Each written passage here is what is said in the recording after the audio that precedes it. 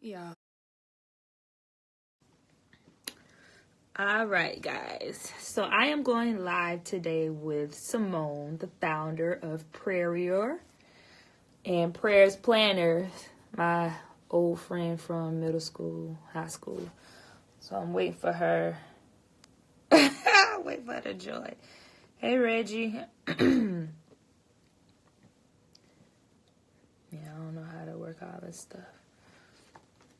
I'm waiting on Simone to join. Me and her were doing a video together. So let me see, because I don't know how this stuff works, to be honest.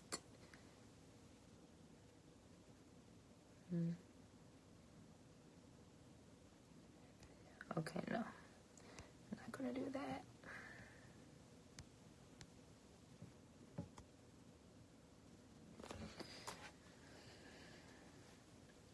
Hold We are, so you need to stay on. We're definitely going to be talking about the good Lord, so you need to stay on. Okay, so Simone is on here. He's so stupid. You talking about God? When don't I talk about the Lord? Well, I do talk about relationships and stuff. Oh, it's working. Clearly. So let's what kind of phone you got, Simone? Because we need to upgrade. I have a Samsung Oh, S9, so you got the new one. right, the second to newest one. So I don't know, but I mean, we here and it got it done. Right. So All right. So we're gonna keep it moving. okay, so today is day 47 of Prayer 90-day prayer challenge. So when I first came up with this idea that this is something that I wanted to do, I immediately wrote your name down. I was like, I gotta get Cierra to pray with me on one of these days because just where you are in life right now is just so beautiful and powerful to me because I personally know you and I know where you came from, and not so much that that you were a bad person or anything, but to know that God has really pulled you in and you're so bold and confident about it. So that just makes me even more I wouldn't say even more a believer, but it just shows me how real God is, because God will pull you in and use you like just how you are. And the last time I saw you in person was it a revival? It was like, I guess something like that. It was, yeah, it was kind of like that, yeah. I don't know if that's But what it it was started so out good. as, but it ended up going there. But yeah, Right. But it was so good and I was just so blessed, and I really want to hear about your testimony because so we met in middle school and we became friends. We got really close in high school. We got even closer, and then we went off to we college. did.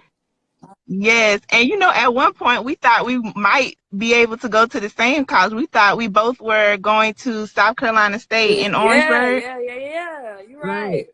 right. So it didn't happen. Everything happens for a reason. But I'm excited to reconnect with you, especially now because I'm all about growing. I'm all about being a woman of God because it's not just about me anymore. It's about my family. Right, very true. So I want to hear from you, and you tell me about how did you get to this place where you are now with your maturity in Christ, and when did you know that, you know what, I want to go all in? Because you're really like all in. You're not just a attender of church. You're just not attendee. Like you're there serving, you're there leading, and you just got back from a missions trip from Uganda. So how did you get to where you are right Yeah, now? Reggie talking about all in. He's another one from Jackson and no. But man, it's just been such a journey. Like you said, you've known me since middle school and high school. Like you said, I wouldn't necessarily say I was a bad person, especially not then, but I would say like my college days and like early 20s, I was definitely turning into a bad person. But anyway, just living for the world, just doing whatever I wanted to do. engaging in whatever type of activity I wanted to, just kind of knowing that I had some type of future, but it was dark. It was like no clear path, no clear understanding. And so, yeah, so, you know, throughout the years, the enemy just subtly did things to try to get me to where, you know, he was going to completely try to destroy my life. But little did I know God was using all that to work it out for my good. So, one of the major things that I definitely struggled with was relationships. And because of heartbreaking relationships, I'm where I'm at today. So just being in and out of hurtful relationships, being hurt by men, giving my body to the wrong person, drinking, smoking, just doing that type of stuff, just partying, just living that life, like getting into fights, just being that person. Like I was really a bold sinner. So so I'm like, if I'm gonna live for God, I need to be a bold Christian, you know. But anyway, so the last situation I dealt with, which she's talking about your skin popping. I don't know whose skin it is, but both are. Must be yours. I'm like, I need a filter, okay? I've been using this new cream. But anyway, so the last situation I dealt with, which I've talked stupid. The last situation, which was like my last little my last, like, I gotta give it to God type thing, which I talked about. I kind of talked about it a little bit in the book, and I've talked about it before. I've shared my testimony. Was I was in a relationship with a guy that I knew was not good for me, that I knew was selling drugs. He had a whole nother girlfriend living with her. I just completely just let my whole standard and self-love and everything about me that my mom taught me and how I grew up thinking, like everything was just completely different. Like I had been so sucked into whatever lies the enemy told me that I was just so far gone from who I thought I was going to be.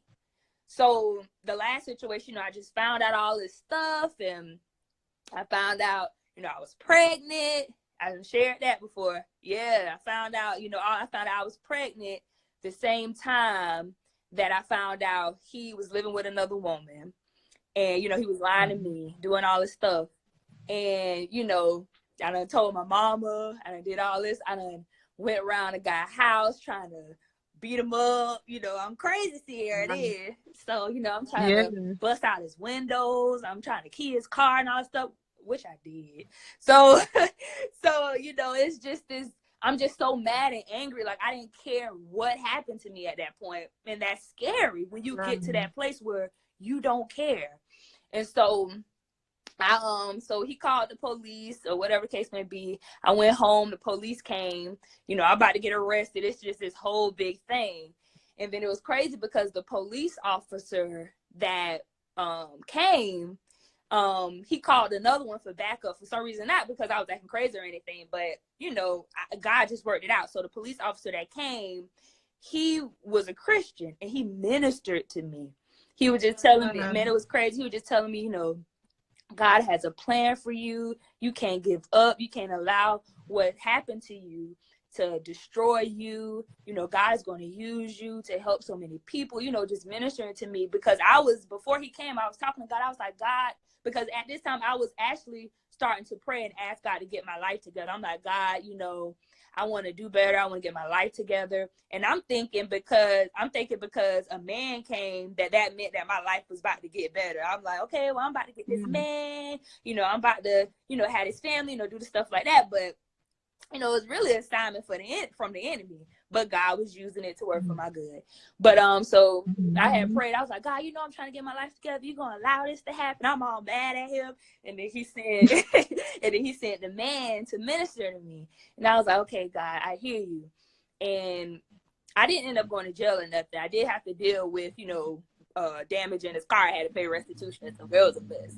But, so at that moment, I was like, I gotta take this serious. Like, I gotta live for God, because the fact that all this happened, I didn't go to jail, I didn't lose my life, I didn't, stuff could have just been so much worse. Like, I'm just thinking about everything I've been through, like every mistake that I made and how God kept me through it all. And I still, I was mad and angry, but I was still in a good position where I could get my life together. So I wasn't too far gone. So, the baby situation, I had to make a decision about that. I decided not to keep it because I didn't want to be, I didn't want to be in that situation with the guy. And that's something that I had to deal with too, just the guilt about that and just feeling like I'm just the worst sinner ever and just stuff like that. It was just crazy. So I like literally disappeared from like social media for months. I changed my number.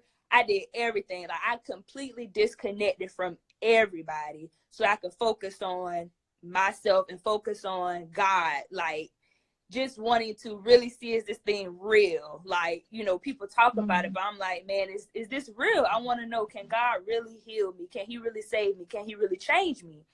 And once I gave him my undivided attention, once I was really committed to really seeing if this thing was for real, man, he like you said, he just changed me. He just changed me. He healed me. He gave me understanding about everything that I've been through and why I went through it and, why he allowed certain things to happen.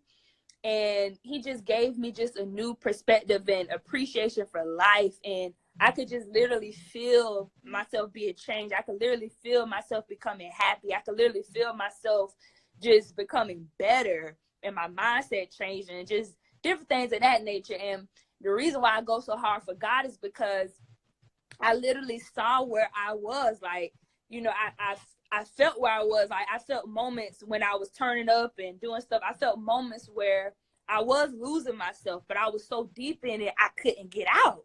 And the fact that, once God delivered me and saved me and everything, like I'm able to look back and just see what he did and how he just kept me. So it's just like, it's no way that I can be 50% with God. There's no way I can be 75% with God. I got to be 100. If I was 100 with the world, if I was going hard for Jeezy, if I was going hard for, all these other people, I got to go hard for the one who saved my life and who changed me and who delivered me and who has given me eternal life. And I don't think we understand that sometimes. I don't think we don't get it. And the thing about it is, one of the things, Jesus used a lot of practical stuff in the Bible. One of the things that I've learned to do is be kind of practical with my relationship with God. And one of the things that I always go to is relationships. Like I look at relationships. I love relationships. I love watching them and different things like that. So one of the things I had to do in my walk with God was approach it like a real relationship. Yes, this is God. This is the supreme authority, the supreme ruler. But he created us to have relationship with him. So how did I used to pursue my relationships with other people? I used to talk to them all the time. I used to want to spend time with them all the time. I want to get to know them. I want them to get to know me.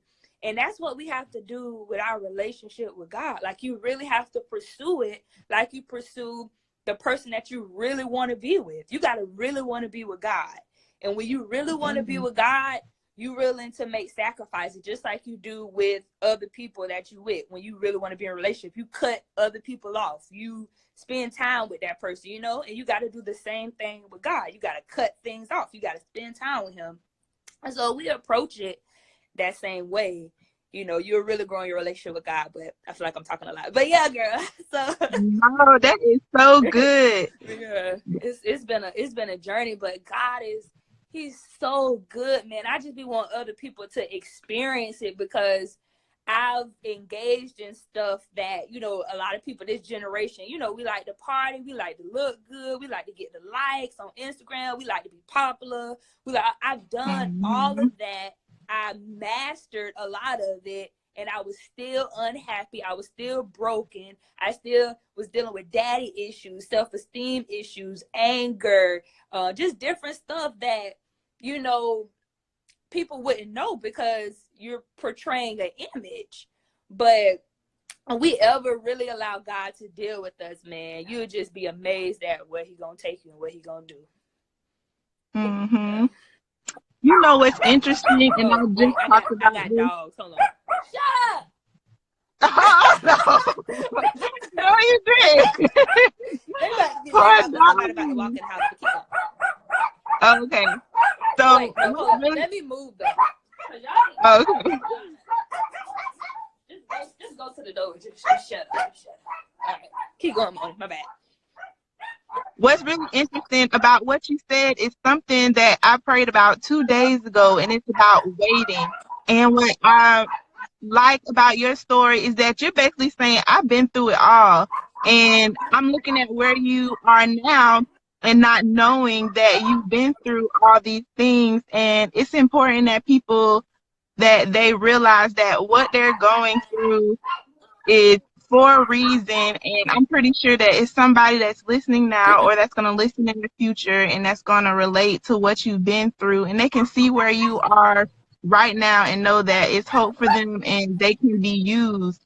And it it's kind of the opposite of how we feel as humans. We feel like because we've been through everything, that's why we can't do certain things, or that's why we can't have that deep relationship with God, when it's actually the opposite, Right. because that's not the kind of God that we serve.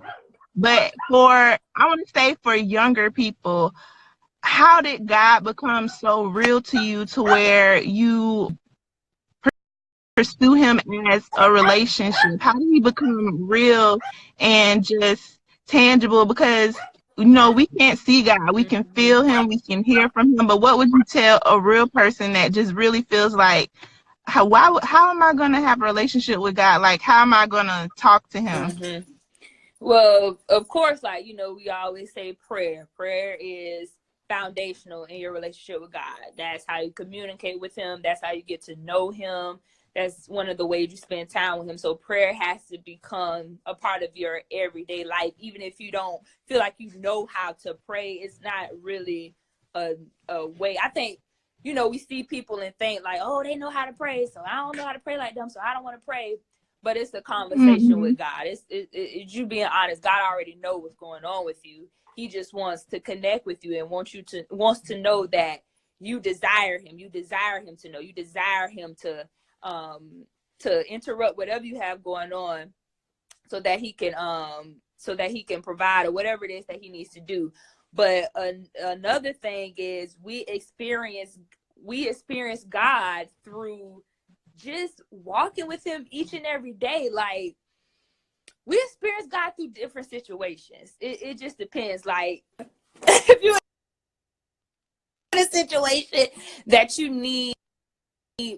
you're in need of something, you experience God by testing your faith. You experience God by taking him at his word. So if he says he's going to provide for you and you don't have, then you go to God and you put him to the test. You put his word to the test. You grow in your relationship with God, even though you don't see him. You grow in your relationship with him by experiencing him, by walking with him, by experiencing what he said in his word. You're not going to experience God by just knowing you may not experience God to the level you're supposed to by just knowing he exists. You have to really walk through what he said he would do and who he is. So you won't know that God is a healer until maybe you go through a situation that you're sick and you need healing, or that you're heartbroken and you go to God and he heals your heart. You may not know God is a deliverer until you completely give any addiction or any, thing that you're struggling with to him and allow him to deliver you from it. You're just not going to have that type of understanding of God until you really experience who he said he is. And you experience who he said he is by trusting in him to be who he said he is, and taking what you have, everything you're dealing with, you take it to him, and then he will reveal himself to you. He's not gonna not be God. He's gonna be God, because that's who he is. He's the same God yesterday, today, and forevermore. He's gonna be God. Amen. So the answer to that question I got is just trust God in the situation that you are in right now.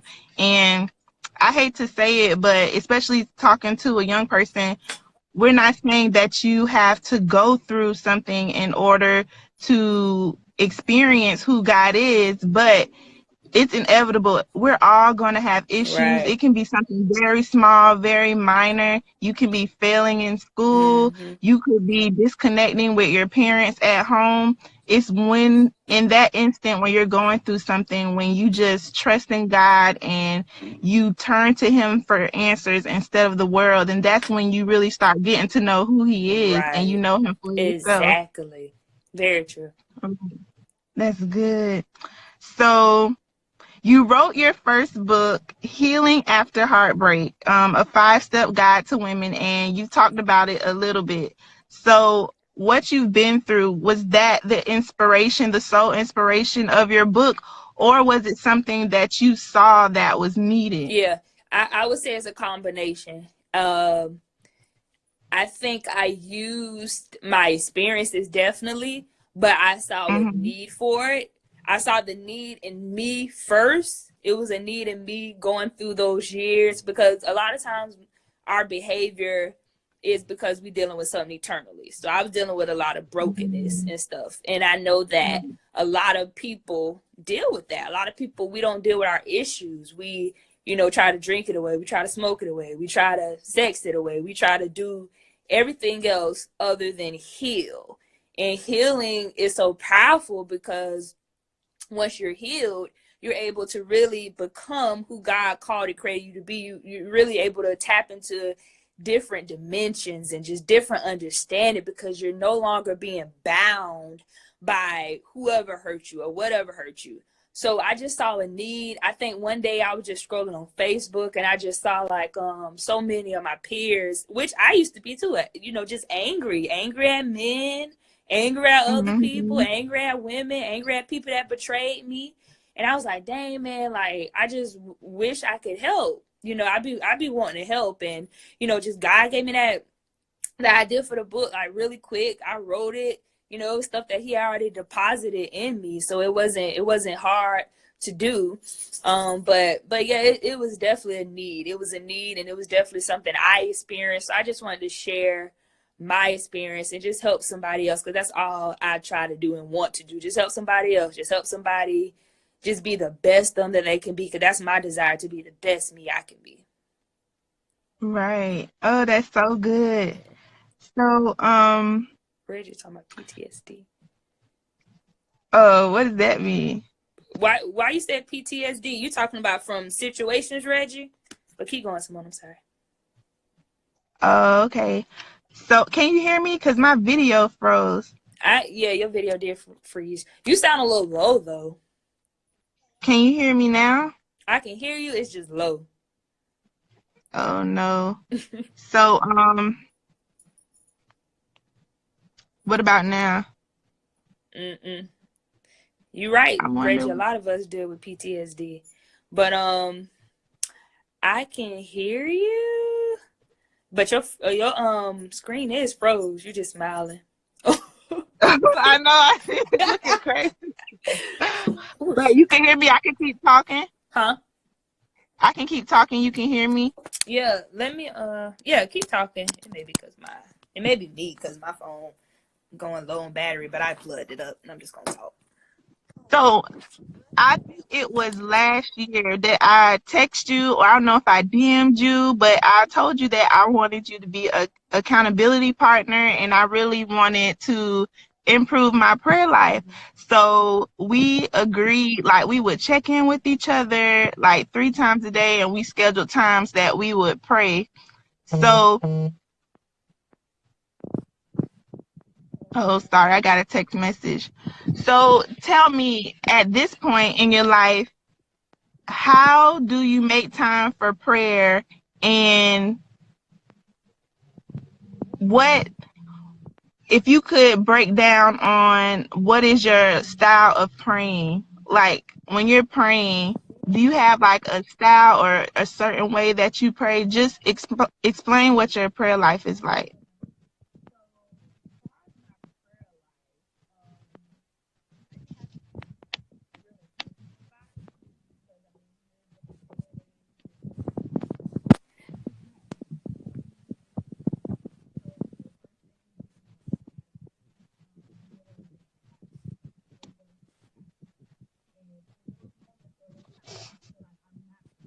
I can't even hear you.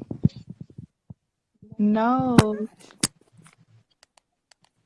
Can you hear me at all? Yeah, I can hear you now. Oh, I think it was my charger. Darn it. Okay. Anyway, so did you hear anything? I can't hear you now. You cannot? I hear you now. It's far away. Yeah, that's what I said. Yours sound like far away to me. You want to hang up I there? hear You want you me to call you too. right back? No, we could finish it because, well, yeah, let's hang up Yeah, and because do Reggie it that said he way. can't hear either. Oh, okay. All right. I'm going to call you right back. Well, you got Make to sure call you me. download this. Huh? You heard me? Huh? Make sure you save this and download it. Oh, okay.